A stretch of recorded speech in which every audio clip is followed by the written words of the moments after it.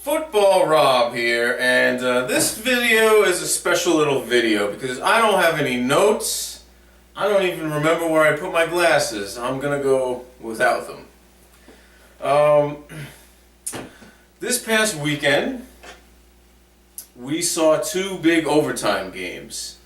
College football, Ohio State beat Michigan, and in the NFL the following day, the Kansas City Chiefs beat the Denver Broncos. Both games went into overtime, and I really think college football overtime as well as NFL football overtime, they suck.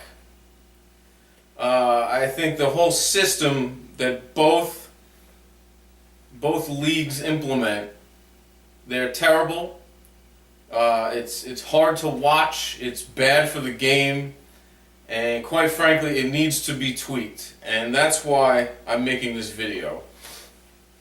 I want to see what you guys think. Do you agree? Do you disagree? Let me know. Put your comments below. You can hit me on Twitter, football_Rob. You can hit me up on Facebook, whatever. I want to get the dialogue going because I think these two systems are awful. First of all, college football. Why is college football an awful system for overtime? Well, first let's talk about the clock. There's three things that I hate about college football overtime. First thing is the clock. The clock is a very important aspect in football. You have to organize your troops and score as many points as possible and use the clock as your ally to get the job done. If you're a running team, if you're a passing team, if you're a field position team, you're a defensive, whatever your thing is, you have to organize your game plan around this clock. But then in overtime, we're going to take the clock and we're going to just throw it out the window. So that ruins or it diminishes a huge aspect of what football is all about. And to determine the winner of a game without a huge element of the game involved, I think that's just dumb. Okay, another thing that I think is very dumb. We always talk about football as being, there's three phases. There's offense, there's defense, and there's special teams. So, if you subscribe to that, which I do, special teams is 1/3 of the game. And they take that 1/3 of the game and throw it out the window. In college football overtime, they designate the ball to be placed in a certain spot of the field, and then from there you have to run your offense. Dumb. It takes away a lot of excitement. It takes away a wild card element to the game. A muffed punt which could flip field position, or a big kickoff return, or a punt block, or an onside kick, there's so many crazy things that could happen in special teams that they're completely missing the boat on with college football overtime. Dumb. The last thing I'll say about college football overtime, and then I'll go into the NFL version of overtime.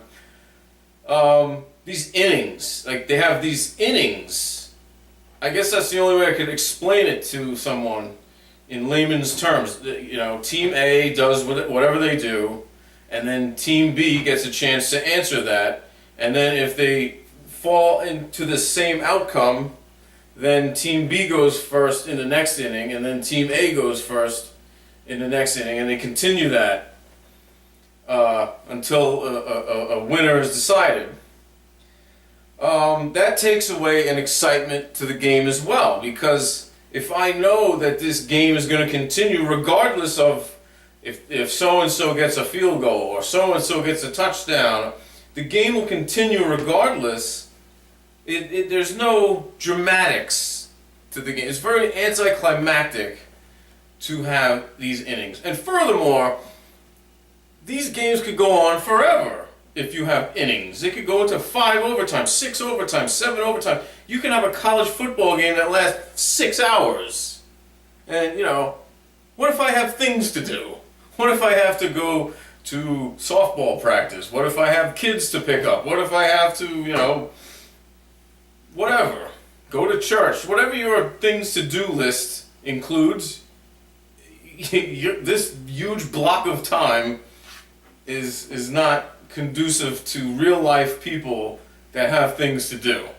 Like, I love football, but I don't want to watch a game I don't want to have to spend 6 hours to watch one game. As it turned out, it went into double overtime, the game I'm talking about, Ohio State and Michigan, so it wasn't that bad, but still, that's a long amount of time to be spending to watch one game. So now let's go to the NFL overtime. This is why the NFL overtime. I think this is a simple solution.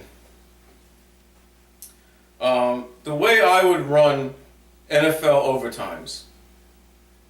Well, the way they run it currently. Let's go over with the way they run it currently. Team A scores a field goal. Then Team B gets a chance. Team B scores a field goal. Then after that, it's basically next score wins. That plan is stupid because it lends itself to more ties.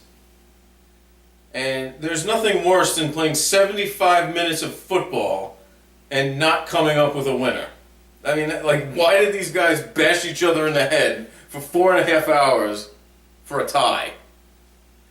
Because if Team A scores a field goal and Team B scores a field goal, by the time they both have field goals on the board, there's like 4 minutes to go. And that's what happened in this last game.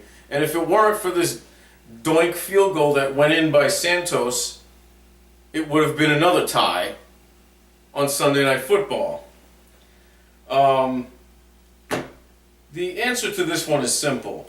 I would have, Team A, if they score a field goal, Team B then has to score a touchdown. If they don't score a touchdown on the next drive, that's it. The game's over.